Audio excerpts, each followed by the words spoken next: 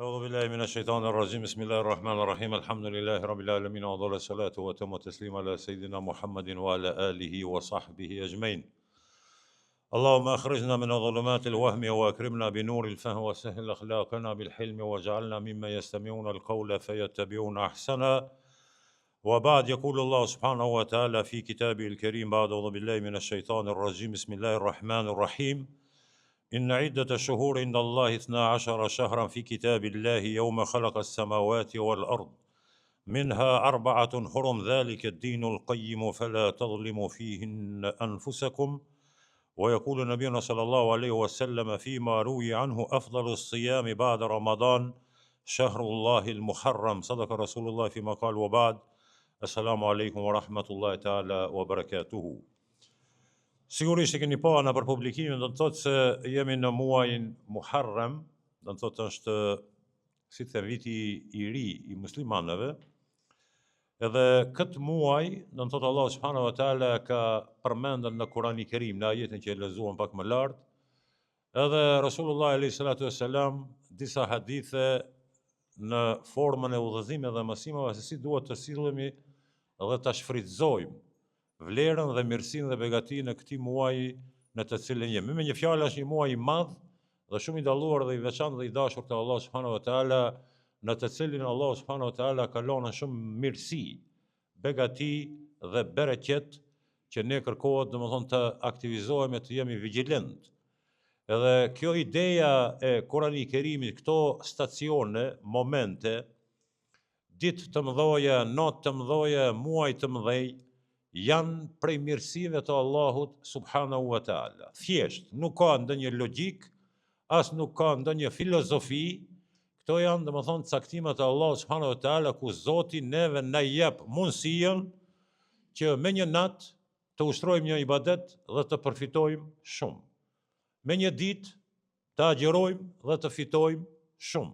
Thjesht ka dashur Zoti neve me na i pruan shansën dhe rastin që ka thënë në kam, që ne ta shfrytëzojmë. Sidomos kur jetojmë në kohra mjaft të vështira dhe dinamike dhe gjithandej zhvillime të cilët bojnë të harrojsh edhe Zotin edhe vetveten edhe familjen. Tu vrapuan, tu ndëgjuan, tu interpretuan, tu munduan me qenë në hap, me procese, me zhvillime, mund të harrojsh shumë sende. Prandaj, këto mirësi që i ka quajtur Allah subhanahu wa taala, ne duhet të jemi falënderues që Zoti na i ka mundsuar çështu me pak me arritën shumë. Për shembull, agjerimi i muajit të Ramazanit. Ramazani do të thotë nuk është i barabartë me muajt e tjerë. Ai dallon nga muajt e tjerë me agjerimin, me taravia, me fitra, me sadakaja. Dallon. Agjerimi i ditës së Arafatit, që ishte pak më herët, të cilën domethënë shumicë absolute e kanë agjeruar. Që pejgamberi alayhis salam ka thonë, shpresoj dhe kërkoj që Allahu të falë mëkatet, gjinohet dhe gabimet e një viti të kaluar dhe një viti të ardhshëm. Për shembull, agjerimi në muajin Muharram ku jemi ne këtu është një ditë, dita e Ashurës, që është e njohur. Që pejgamberi alayhis salam në hadith ka thonë, agjerimi më i mirë mas muajit të Ramazanit është agjerimi në muajin Muharram, ku jemi tash. Edhe në veçanti, domethënë agjerimi i ditës së Ashurës, ku ka qenë një rast. Tash e kam fjalën, vendet nuk janë të njëjtë. As momentet, ditët, netët nuk janë të barabarta. Edhe kjo ideja që ja përhapën shumë në botë, shpesh po provoj këtu ta demantoj në atë kuptimin se këtë jemi të barabartë, kjo nuk mban shumë. Ati se për shembull, besimtari me jo besimtari nuk janë të barabartë. Tash ti mundesh mu ushqien me media, e me marketinge, e me prapavia, domethënë orkestra gjallëzore, ama gabim është. Një njeri i moralshëm nuk është i barabartë me një njeri pa moral. Allah në Kur'an ka përmendur sende që neve adash ta kuptojmë se nuk janë këtë të barabartë. Kjo muhabet. Ata që kanë rënë dëshmor në luftë nuk janë të barabartë me ata që kanë hikën prej lufte. Ose ai që ka marrë pjesë në luftë Tani është dëshmora, është domethënë veteran, është i lënduar i luftës, nuk është i barabartë me atë i cili përfiton prej luftës dhe e ke shpërdor. Një i ditur i arsimum nuk është i barabartë me një njeri i pa arsimum. I pasuri nuk është i barabartë me të varfurin. Ai që diplomon në qendra universitare të njohura dhe të shquara, nuk është e barabartë me dikan që diplomon në përlagje. Ai që diplomon në Azhar, nuk është i barabartë me ata të tjerë të cilët diplomojnë gjithandej. Një njeri që lexon Kur'an dhe e përkujton Zotin dhe është i përpikt në namaze, nuk është i barabartë me një njeri që bën zinë, vjedh, rren, mashtron, pin alkool. Po, jemi të barabartë se këtë kemi me lindë dhe duhet me vdek. Këtë jemi të Zotit dhe të ai kthehemi, jemi të barabartë. Jemi të barabartë se në mbrëmje duhet me flet. Ai i pasur, i ditur, i mençur, i varfër duhesh me flet. Në mëngjes duhet të zgjohemi. Jemi të barabartë se kur bëhet nxehtë, këtëve në vend nxehtë. Kur bëjmë më temperaturat minus, northim të gjithë. Jemi të barabartë. Jemi të barabartë se si të kalojnë 10 orë, u rritesh për ushqim. Ama jo të barabartë në atë kuptimin që ka lidhe këtë jemi njerëz. Po atëherë pse ka çu Zoti librin dhe pejgamberin ndalesat edhe kërkesat, çfarë kuptimi ka nëse jemi të barabartë? Në kuadër të kësaj, nuk është e barabartë mu falë në Mekke, sukur mu falë në Bremen, nuk është e barabartë. Pejgamberi alayhis salam në hadith ka thonë, vlera një namazi në Mekke është 100.000 namaze, në përbot që i falë. Nuk është e barabartë mu falë në Medine edhe mu falë në Hamburg. Se në Medine një namazi ka 10.000. Varrezat nuk janë të barabartë. Në Baki, ku janë në Medinë, ose varrezat ku janë dëshmorët, me varrezat qerë, ku janë qytetarët e rëndom. A ka dhe një barazi dikun këtu? Jemi të barabartë, s'ka dishim.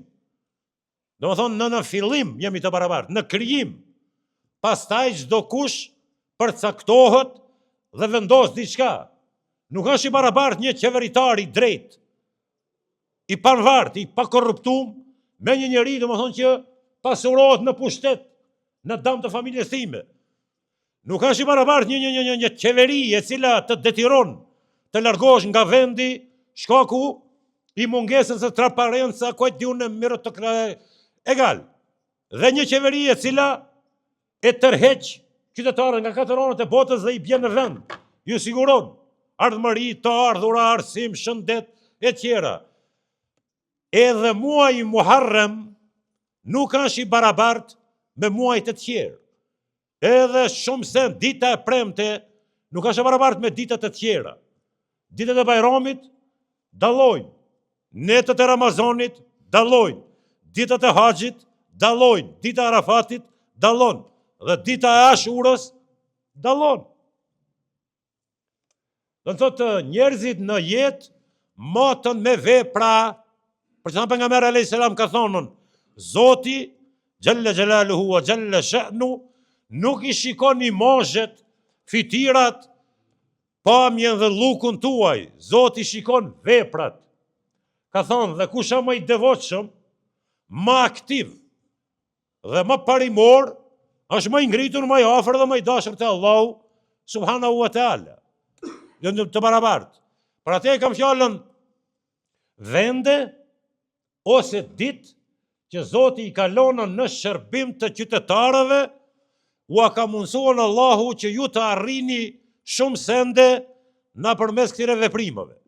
Edhe një herë po them, këto janë një formë simbolikës, mirë po, sikur të mos ishin këto ditë dhe net që neve të na i përkujtojnë nga një herë botën tjetër, të na i kujtojnë realitetin ton, të na i kujtojnë xhenetin, xhenemin, ne do të humbemi. Juni të pa, sidomos gjithnjë po them në kohën kur jetojmë. Për neve disa baranësi është një e premte.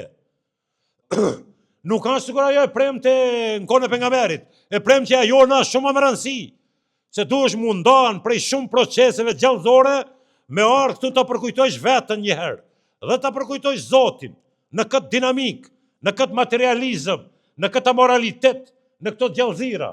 Këto është shumë rëndësi me agjeruan ditën e Ashurës në kohën moderne. Këto është shumë rëndësi me agjeruan tonën edhe tejtën. Këto është shumë rëndësi ti me pas kohë me morën librin e Zotit me lexuar, se s'po len telefoni, s'po len kompjuteri, s'po len televizori, lajmet, interpretime, zhvillime, komente, ku kam rrinjën, as qipi i Zotit që e ka krijuar nuk kanë gjendje me i procesuar. Po ku të marru në kohë tash për Allahun, për familjen, për bashkëshortën, për fëmijët. Për neve është shumë më rëndësi. Do thotë, edhe Allah në Kur'an ka thonën, muajt e Zotit në librin e Allahut janë 12.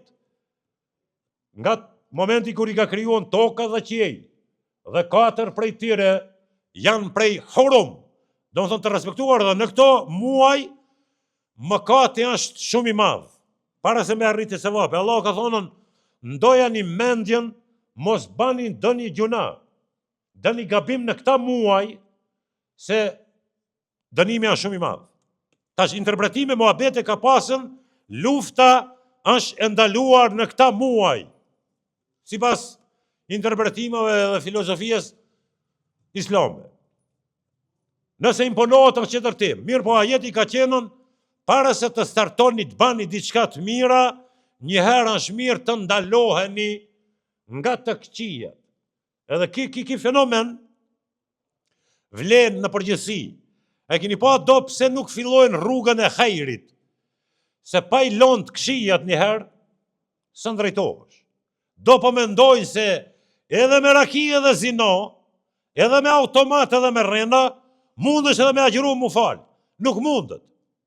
Njëherë duhet me i lënë ata, pastaj i vjen reni me ja filluan të ndërtohesh, të startojsh, të udhëzohesh, të drejtohesh.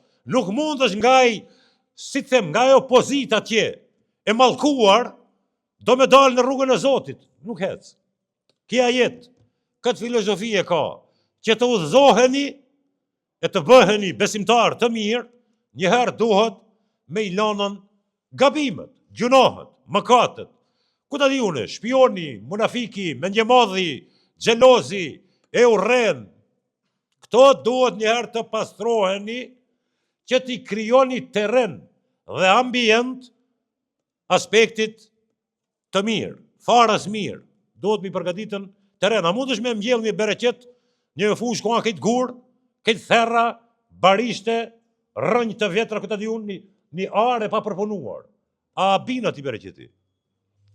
Edhe në një zemër dhe shpirt, e rësuar dhe devijuar, nuk mundet ati namazi ta gjoje hapësirën, kvadraturën vllai mirë. Këto duhet në herë të pastrohet. Sipas e jetë, në një menën në këto ditë dhe net, të mëdhoja dhe më thonë të bani kujdes, fillimisht të ndaloni nga çdo gabim, me kujdes. Pastaj, çka të bani punë të mira, sigurisht regjistrohet, edhe Zoti ju pranon dhe u shpërblen për atë. Pejgamberi alayhis salam në hadith që citova ka thonën, Ramazani më i mirë mas muajit Ramazan është në muajin Muharram ku jemi ne. Dhe këtu në këtë ditë, në këtë muaj është dita e Ashurës, historikun e Ashurës e keni ndëgjuar pak. Pejgamberi alayhis salam kur ka ardhur në Medinë, nga Mekë në Medinë në hijret, i takoi banorët aty kur e pa një ditë po agjeronin. Medinasit, jo muslimanët. Edhe Rasulullah alayhis salam u interesu, tha, çka ki rast, arsia, tha ne e agjerojmë se manifestojmë dhe e kremtojmë ditën e ngadhnjimit të Musait alayhis salam përballë faraonit, padrejtësisë, zullumit, tiranias e tjera të tij. Dhe pastaj pejgamberi alayhis salam u kthi ka muslimanët dhe u tha, Musa alayhis salam është pejgamberi i Zotit, është pejgamberi jon, është vllau im në profetizëm. Tha, ne jemi më meritor dhe ne jemi më prioritar të agjerojmë këtë ditë. Do më thënë të kremtojmë fitoren e Musait dhe besimtarëve të tij përballë një pushteti tiran dhe brutal që ishte. dalluan nga ata të cilët, domethënë, hanedan e agjërojnë, ne duhet të agjërojmë të 9-ën me të 10-ën, ose të 10-ën me të 11-ën, për dalluan nga hebrejt, se ata e festojnë dhe e kremtojnë, domethënë Musa alayhis salam si profeti i tij, Tevrati si libri i tyre. Domethënë ne si musliman duhet të dallohemi nga ata. Kjo është shkaku dhe sebepi i agjerimit të ditës së Ashurës. Edhe preferohet që sa më shumë të agjerohet, nëse është e mundur. Tash e keni problem këtu në Perëndim, në vendin ku jemi, e dini se këtu akshumi e ka kalu orën 10 në mbrëmje. Temperaturat kanë kaluar në 37, 8 disa pjesë këtu, me punë fizike, nuk ka dyshim tash nevojë për muhabete që janë vështirë. Mirë po, askush s'ka vdek. Aty nuk është hera e parë që kemi agjeruar një ditë, se vapi është shumë i madh.